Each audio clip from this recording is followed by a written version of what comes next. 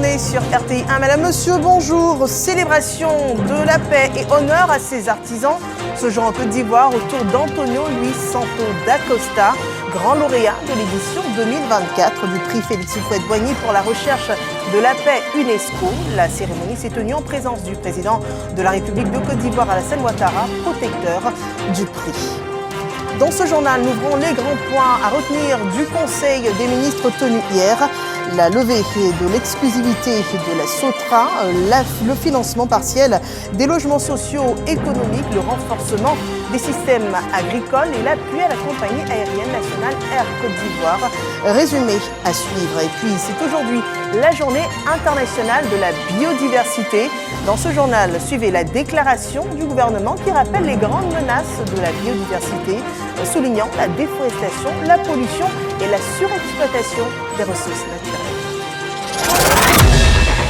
Abidjan, capitale économique ivoirienne, capitale des engagements de paix à l'échelle internationale, à la faveur de la remise du prix Félix Houphouët-Boigny pour la recherche de la paix institué par l'UNESCO. Le lauréat 2024 n'est autre que Antonio Luis Santos da Costa, ancien Premier ministre du Portugal et président du Conseil européen, élu pour son engagement reconnu en faveur de la paix. La cérémonie a aussi été le lieu de remise d'un prix spécial à Madame Sonia Vivreau et sa fondation Azucar pour son action en faveur des droits des afrodescendants en Amérique latine et son engagement pour une société plus inclusive et équitable. La paix et les artisans de paix étaient réunis donc ce 22 mai en présence de la directrice de l'UNESCO, Audrey Azoulay, et du président de la République, Alassane Ouattara. Je vous propose un extrait des interventions. La promotion de la paix est indissociable de l'encouragement et de la reconnaissance des actions des hommes et des institutions de bonne volonté qui agissent dans ce domaine. C'est la quintessence même de la philosophie qui prône le prix Félix Houphouët-Boigny UNESCO. Ainsi, ce prix institué en 1989 continue d'honorer à travers le monde les personnes vivantes ou les institutions dont le mérite en matière de recherche, de sauvegarde ou de maintien de la paix est sans conteste. 2 ans après la distinction de Mme Angela Merkel à Yamoussoukro, notre capitale politique, nous sommes réunis aujourd'hui à Abidjan pour honorer une autre icône de la paix, M. Antonio Luis Santos da Costa, président du Conseil européen, ancien Premier ministre du Portugal, que j'ai eu le plaisir ou l'honneur de rencontrer à l'occasion de ma visite officielle avec Mme Ouattara au Portugal. Nous gardons un souvenir mémorable de cette visite. Merci pour votre hospitalité. Et il est le lauréat de l'édition 2024 du prix Félix Houphouët-Boigny UNESCO pour la recherche de la paix.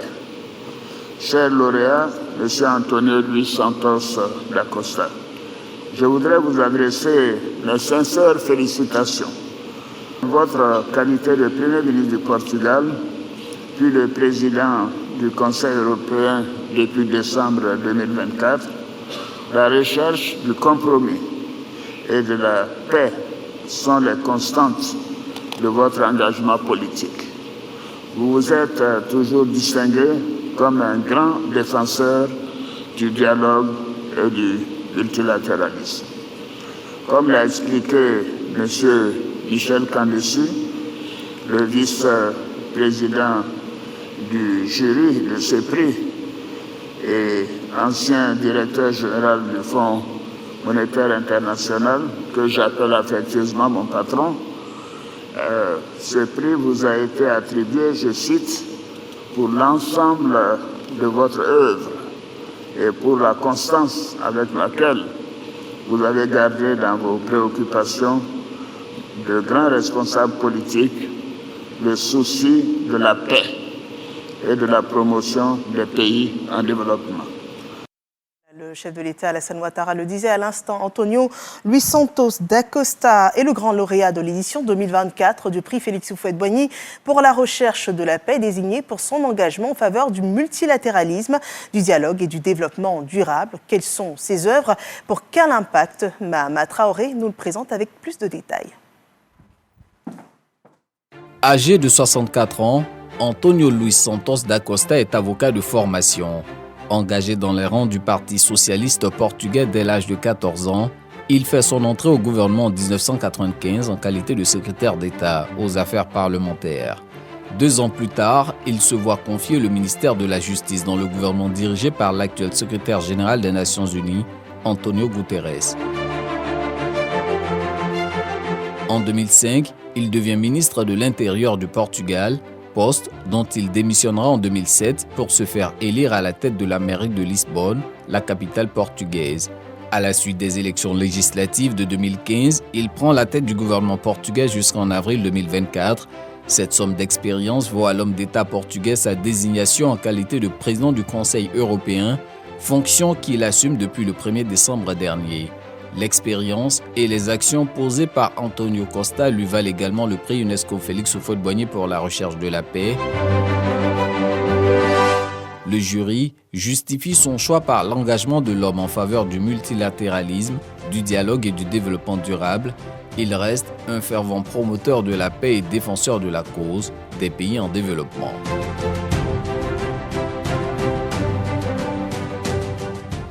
Et voilà ainsi dressé le portrait du lauréat édition 2024 du prix Félix Houphouët-Boigny pour la recherche de la paix UNESCO. Et le président Alassane Ouattara, artisan de paix et protecteur de ce prix, réunissait hier le gouvernement pour un conseil des ministres. Et donc au cours de ce conseil des ministres, des réformes ont été adoptées dans le transport, le soutien également à l'agriculture, impulsion aussi au logement social avec un financement annoncé. Des décisions majeures ont été adoptées pour renforcer le tissu économique et social de la Côte d'Ivoire. Suivant ce compte rendu par Alexis Ouetraogo.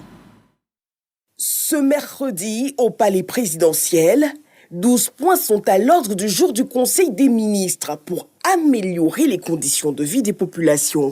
Au nombre des mesures adoptées, un avenant à la convention entre l'État et la SOTRA, la société de transport abidjanais. Cet avenant réaménage les modalités de la concession actuelle de la SOTRA dans la perspective de l'avènement de nouveaux modes de transport public tels que la ligne 1 du métro d'Abidjan sur l'axe Anyama-Port-Boué et les BRT, dont le BRT Est-Ouest sur l'axe Yopougon-Bingerville, qui sont en cours de réalisation.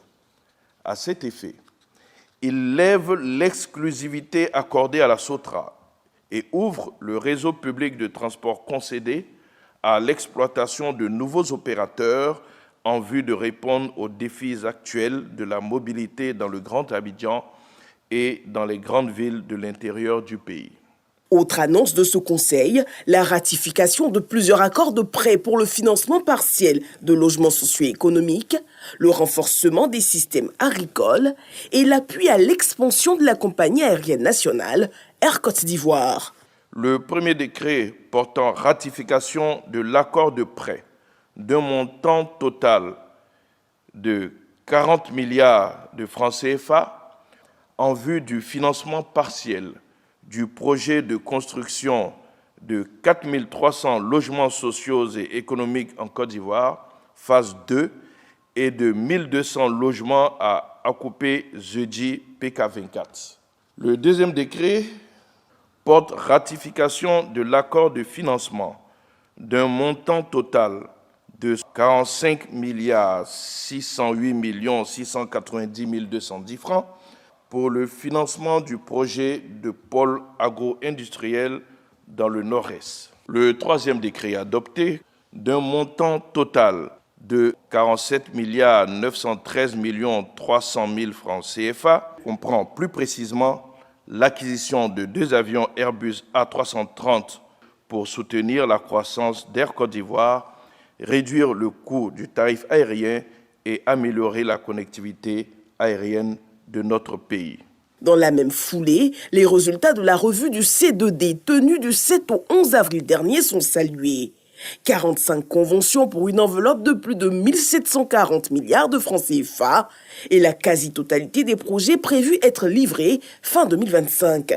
Les deux parties, françaises et ivoiriennes, ont unanimement salué le niveau d'exécution des opérations de terrain et les résultats obtenus après 12 années de mise en œuvre des projets C2D. Relativement au troisième C2D, d'un montant de 751 milliards de francs CFA, 16 projets ont déjà fait l'objet de signatures de conventions pour 587,1 milliards de francs CFA. Engagé pour l'amélioration du climat des affaires, le gouvernement renforce la sécurité juridique. Ces actes annoncent de nouvelles incriminations ou reformulations d'incriminations existantes en vue de renforcer la sécurité juridique du monde des affaires en Afrique et d'encourager les investissements. Nouvelles dispositions aussi pour la Chambre des rois et chefs traditionnels. Ce décret détermine les modalités de fonctionnement de ces organes de façon à permettre à l'institution de remplir efficacement ses missions. Le sujet du genre, invité à la table du Conseil, annonce une conférence des bailleurs pour la mobilisation des ressources autour de ces 3 axes d'institutionnalisation. Répondant aux questions d'actualité, le porte-parole du gouvernement s'est voulu rassurant sur les troubles survenus dans la commune du Plateau ce début de semaine. Il s'agit donc d'un conflit entre des partenaires sociaux, il faut le dire comme ça, de la MATCA, mais cette question aujourd'hui est devant les tribunaux. On peut remercier Dieu qu'il n'y ait pas eu de perte en vies humaines, mais il faut savoir que nous ne tolérerons pas que le désordre s'installe et que des gens se rendent justice. Amadou Koulibaly invite les internautes aux bonnes pratiques sur la toile. Notre pays est un pays de liberté d'expression. Depuis que le président Ouattara est donc à la tête de ce pays, jamais nous n'avons restreint l'accès aux réseaux sociaux. Plus nous allons approcher les élections, plus nous aurons affaire à des fake news. En termes de dispositifs, vous avez l'ANSSI qui a créé une page qui, tout de suite, quand une infox est lancée, la dément. Il y a une sévérité au niveau de la loi qui, aujourd'hui, fait que toutes les peines ont été doublées. Mais nous estimons que le plus important, c'est d'empêcher la commission du délit. C'est pour cela que nous mettons un accent sur la sensibilisation. Le prochain Conseil des ministres est prévu pour le 11 juin. La Côte d'Ivoire, pays de paix et attraction pour les investisseurs résolus à faire tourner les moteurs du développement et pour apporter ses capitaux des hommes d'affaires venus d'Égypte. Une mission économique qui explore les potentialités d'investissement dans notre pays avec une vue sur les secteurs du logement, de l'énergie, du tourisme, des ambitions alignées sur les plans de développement du gouvernement ivoirien et mis sur la table des échanges avec le Premier ministre ivoirien Robert Begré-Mambé, suivant ce compte-rendu de Franck Quadieux et Adama Kéré. En Côte d'Ivoire, pour une mission économique et commerciale, une vingtaine d'hommes d'affaires et de chefs d'entreprise égyptiens multiplient les rencontres. À la primature, la délégation, conduite par Chérif Mostafa Al-Galabali, échange avec le chef du gouvernement Robert Begré-Mambé. Plusieurs secteurs clés sont à explorer. Pris note et la conclusion qu'il y a plusieurs points sur lesquels on peut travailler en collaboration avec la Côte d'Ivoire. Le premier point, l'investissement dans le domaine de l'agriculture. Deuxième point, l'infrastructure. L'Égypte est parmi les pionniers qui ont réalisé de méga projets concernant l'infrastructure. L'Égypte a l'expertise et a développé les expertises et l'expérience dans le domaine des chemins de fer et nous avons su qu'il existe actuellement un projet de relier Abidjan à Yamoussoukro, la capitale. Déjà en 2023, les niveaux d'échanges commerciaux entre la Côte d'Ivoire et l'Égypte étaient estimés à 175 milliards de francs CFA. Des avancées, mais il y a encore beaucoup à faire. Le Premier ministre Robert Begré-Mambé note les bonnes dispositions du gouvernement ivoirien. Vous avez des grands industriels dans votre pays et nous serions heureux que ces capitaines d'industrie viennent investir en Côte d'Ivoire. La Côte d'Ivoire a beaucoup d'opportunités. L'Égypte est le premier pays touristique en Afrique et parmi les 10 meilleurs pays touristiques dans le monde. Les produits pharmaceutiques Il y a beaucoup d'opportunités. On voudrait demander à nos frères égyptiens de venir investir ici. Cette délégation d'hommes d'affaires égyptiens est en Côte d'Ivoire à l'initiative de la Confédération générale des entreprises en partenariat avec les affaires étrangères. Une mission de 5 jours débutée le 19 mai. Et voilà des partenariats économiques qui prennent de l'élan pour un avenir qui dépend aussi de la santé de notre planète Terre. C'est d'ailleurs la journée internationale de la biodiversité ce 22 mai et on parle de forêts dévastées, d'espèces menacées ou encore des écosystèmes fragiles. Le gouvernement ivoirien lance un cri d'alerte pour l'occasion pour préserver la nature et protéger notre propre survie. Grâce Kando. Harmonie avec la nature et le développement durable. Thème de la Journée internationale de la biodiversité célébrée ce 22 mai. Ce thème met en lumière les liens profonds entre la santé de notre planète, le bien-être humain et les objectifs de développement durable. La biodiversité, en effet, est la base de la vie. Elle nous fournit l'alimentation, l'eau, l'air pur, les médicaments et régule les équilibres écologiques essentiels à notre survie. La communauté internationale a adopté en décembre 2022, lors de la COP15, le cadre mondial pour la biodiversité en vue de freiner et inverser la perte de la biodiversité. La Côte d'Ivoire s'inscrit pleinement dans cette dynamique.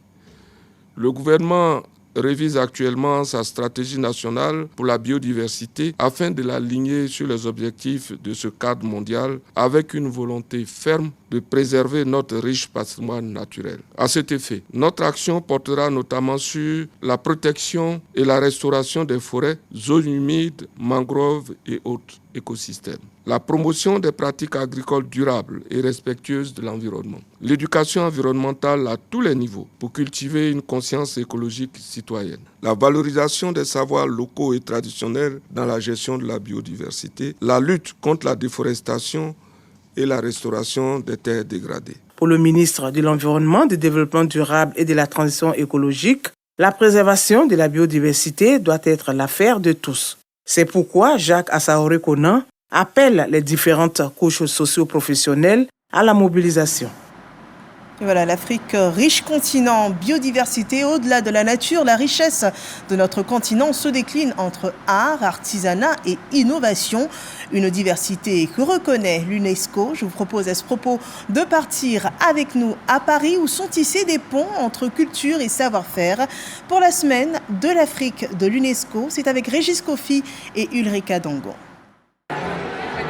L'entrée du hall de l'UNESCO à Paris, endimanché, à l'occasion de la Semaine de l'Afrique. Spectacle de parures et d'ornements dès les premières marches. Des vêtements de haute couture, avec des accessoires faits à la main. C'est le cafeton en fil d'or. Ça, c'est avec une broderie à la main. Et ça prend beaucoup de temps pour le fabriquer. Ça prend des fois 6 mois jusqu'à 1 an, juste pour faire une pièce comme celui-là. Les Sénégalais sont connus par les boubous. Voilà, on a fait là. C'est des broderies avec les foulards. Et là, c'est pour les hommes aussi, le bazin. Et là, c'est le brocart, bien brodé avec les foulards pour la femme sénégalaise. Un peu plus loin, des salles aménagées pour accueillir des objets traditionnels qui racontent l'histoire de certains peuples du continent. Ici, c'est une représentation du Karthala. Donc le Karthala qui a été pendant très longtemps un volcan comorien, qui est ensuite devenu le plus grand cratère pendant très longtemps, le plus grand cratère d'Afrique. Et l'artiste, donc qui a 15 ans, qui est franco-comorienne, a voulu représenter le Karthala avec une mine d'or à l'intérieur pour montrer que les Comores restent un pays encore trop peu connu avec beaucoup de richesses enfouies. On a fait venir quelques masques des différentes régions, quelques régions de la Côte d'Ivoire. Donc vous avez par exemple le masque Zaouli et vous avez également des bijoux avec des perles de la Côte d'Ivoire. Les peintres que vous avez vus, c'est chez les Akans. L'autre côté, c'est les Sénoufos. Au-delà du vécu des peuples, la semaine africaine, c'est aussi la découverte d'œuvres d'art. Ces œuvres, je les ai réalisées sur le thème des animaux du bassin du Congo. On est sur de l'acrylique et par la suite, en fait, j'utilise du vernis pour rendre de l'aspect brillant. Et ma technique, c'est le pointillisme. Donc, c'est avec des points que je peins. Je le mélange avec le réalisme. Et pour faire corps avec l'univers des TIC, des films documentaires projetés aux 4 coins du hall racontent l'histoire des pères fondateurs d'Afrique. Il est possible en outre d'apprendre davantage sur les grandes figures du continent grâce à cette plateforme numérique. Et que dire de ce brassage culturel matérialisé dans les jardins de l'institution? Des plats de différents pays servis aux invités. Toute une palette d'activités bien appréciées. J'aime bien justement qu'on organise ça parce que ça nous introduit davantage à ce merveilleux continent. On voit beaucoup de différences, mais en même temps c'est très commun entre eux. Donc oui, c'est énorme et vraiment un échange impressionnant auquel on a l'opportunité de connaître. Oui. C'est un endroit où justement on a l'opportunité de pouvoir voir un petit peu tous ces vêtements qu'on voit nulle part ailleurs et de pouvoir voyager tout en restant en France d'ailleurs. On adore la nourriture ivoirienne.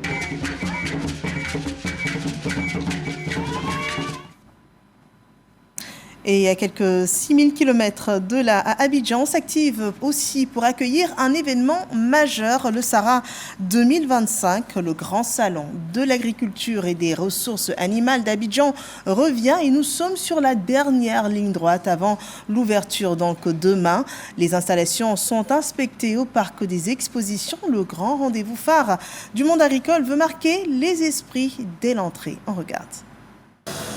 À l'intérieur des salles d'exposition, des ouvriers à la tâche.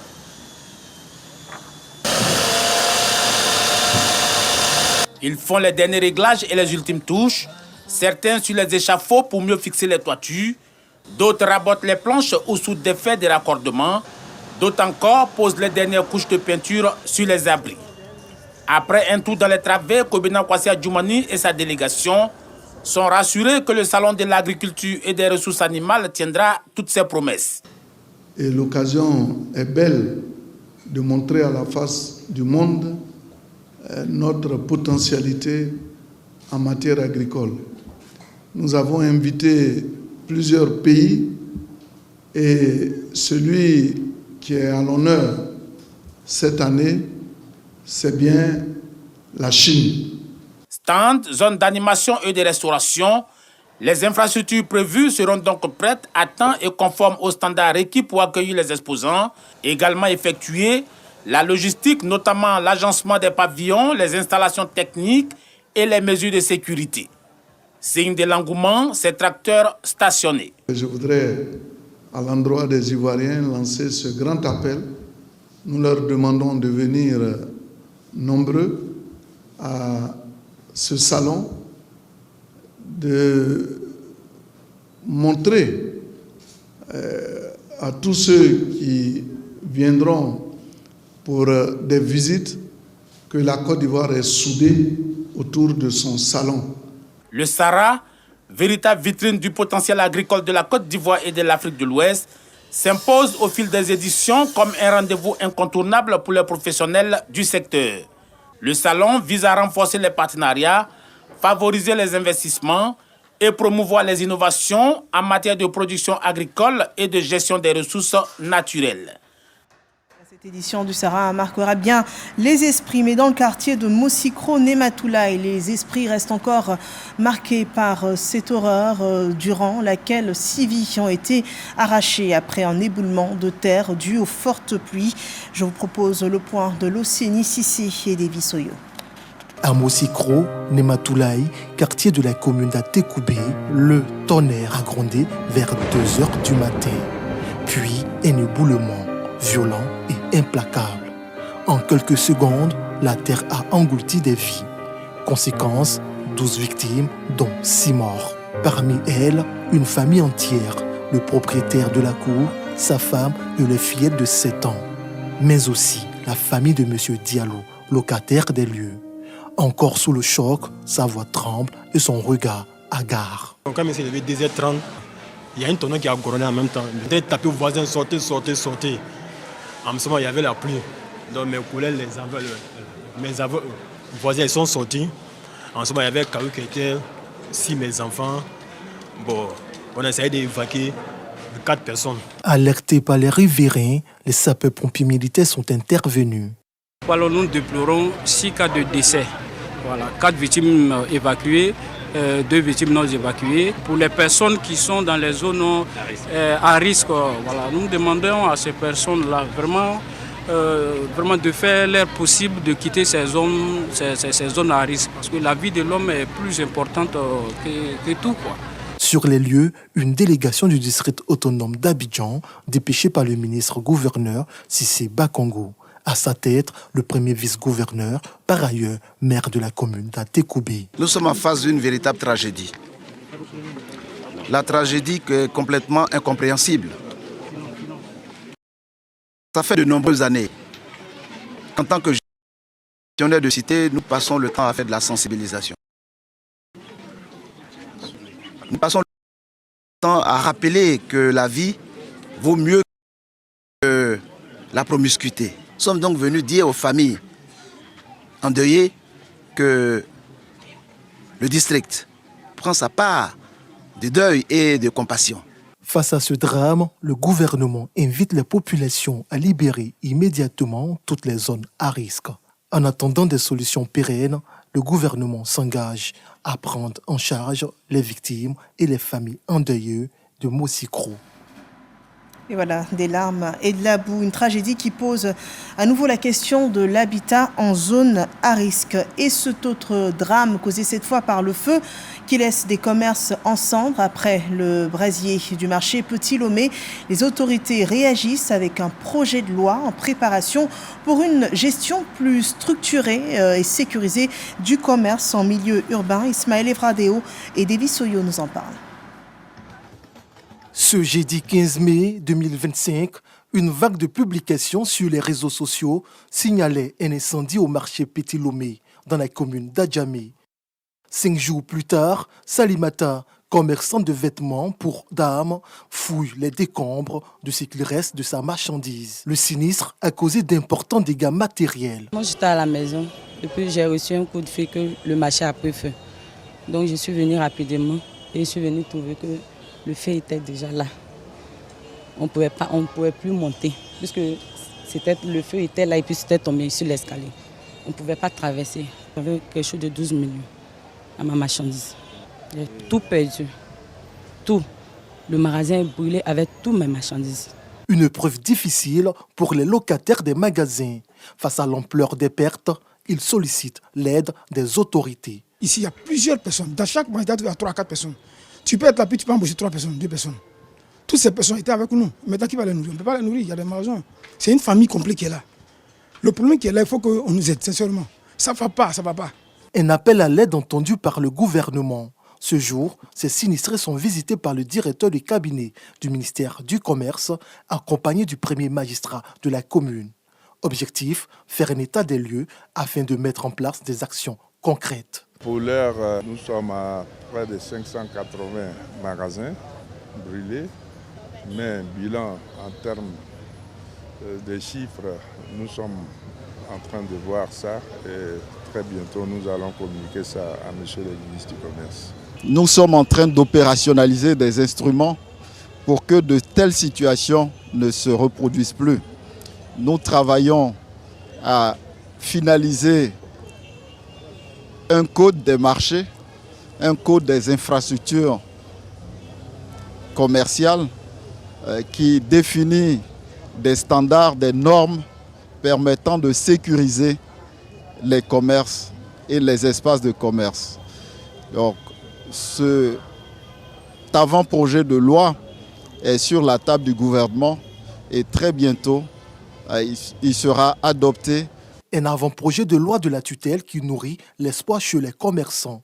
Pour l'heure, le site du marché Petit Lomé d'Adjamé entend faire sa mue pour un commerce intérieur plus structuré et plus moderne. Un projet de loi pour des marchés plus sécurisés et puis prudence. En cette saison des pluies, vigilance jaune sur le district d'Abidjan. Les pluies continuent encore ce jeudi sur les régions du sud-est, aussi de San Pedro, du Boclé et des zones voisines. L'actualité, c'est aussi ce qui se passe hors de chez nous. Au Bénin, 2 responsables du ministère de l'Intérieur et le fondateur du parti, le libéral, sont inculpés pour corruption et blanchiment de capitaux. Décision de la parcours de répression des infractions économiques et du terrorisme. Les faits reprochés concernent des paiements effectués par un chef d'entreprise béninois établi au Canada en échange de facilités pour l'obtention d'un récépissé de reconnaissance de son parti politique. Un troisième fonctionnaire du même ministère, le secrétaire général, est également poursuivi, mais sans placement de mandat sous dépôt. Aux États-Unis, 2 membres du personnel de l'ambassade d'Israël à Washington ont été tués la nuit dernière lors d'une fusillade survenue le soir du mercredi 21 mai à l'extérieur de cette ambassade où était en ce moment organisé un événement au musée juif de la capitale fédérale des États-Unis. Un acte perpétré par un trentenaire originaire de Chicago. Il a ouvert le feu sur les victimes à l'extérieur du musée en criant « Free Palestine » en français, « Liberté pour la Palestine ». Il a été arrêté et son arme a été saisie par les forces de l'ordre. Et c'est sur ce point que nous achevons ce journal et aussi avec cette citation que nous souhaitons rappeler, citation du premier président de la République de Côte d'Ivoire: dans la recherche de la paix, de la vraie paix, de la paix juste et durable, on ne doit pas hésiter un seul instant à consentir avec obstination au dialogue. Je vous souhaite un bel après-midi sur RTI 1 et portez-vous bien.